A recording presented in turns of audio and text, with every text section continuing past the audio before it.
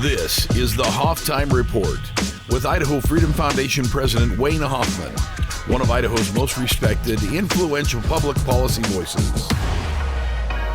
Hi, everybody. Welcome back to the program. It's been well understood since 1890, statehood, that our Constitution plainly says that when the governor is out of state, he no longer exercises the power of the office. The power moves to the lieutenant governor until the governor returns. The wording of the state constitution has never, ever been in doubt.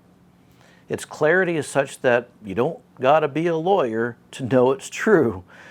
Until now, that is. The wording is in the Constitution. In case of his absence from the state, the powers and duty of the office that he has cease.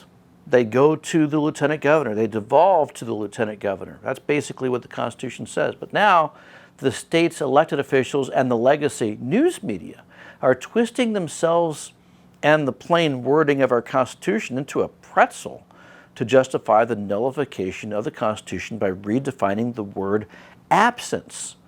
The point of this blatant attack on our Constitution is an attempt to deny Lieutenant Governor Janice McGeachin her constitutional authority.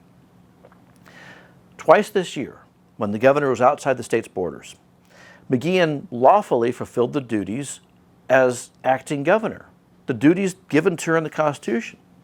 But Governor Little, armed with legal advice from the Attorney General's office, Lawrence Wasden, now contends essentially that the governor really isn't absent from the state so long as he has Idaho on his mind, I suppose, in a Ray Charles kind of way.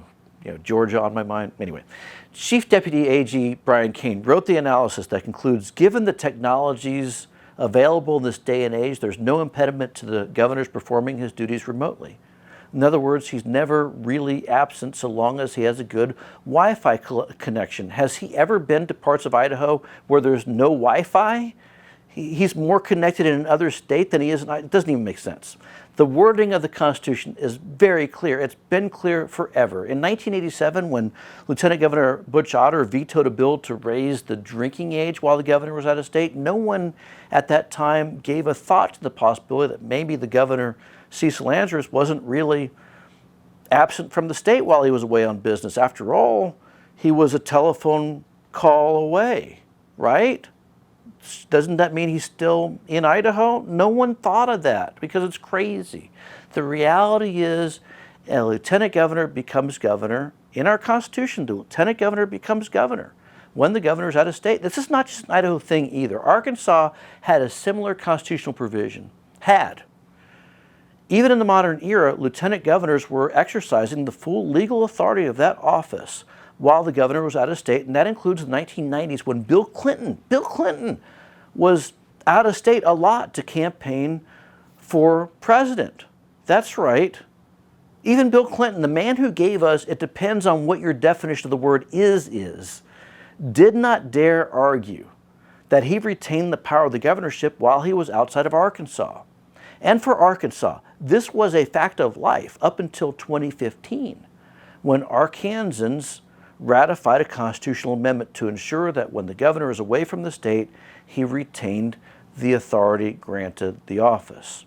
There's a legitimate reason for Idaho voters to consider making that change, given technology allows the governor to govern from virtually anywhere in the world. At the same time, by the way, a voter might not like the idea of a future governor governing the state of Idaho from his second home in Arizona, even if such an arrangement is temporary. But that's a question for voters to decide. Dang it, not Brad Little, not Lawrence Wasden or his deputies. Until then, the governor needs to follow the law, and if he can't do that, maybe he shouldn't travel out of state so much. That's all I got for today. Thank you for watching. Hit the like button, subscribe, share this content with your friends, and we'll talk to you again next time. You've been listening to the Hoff Time Report with Wayne Hoffman. Be sure to visit idahofreedom.org for Wayne's articles, IFF research, and show notes from today's episode.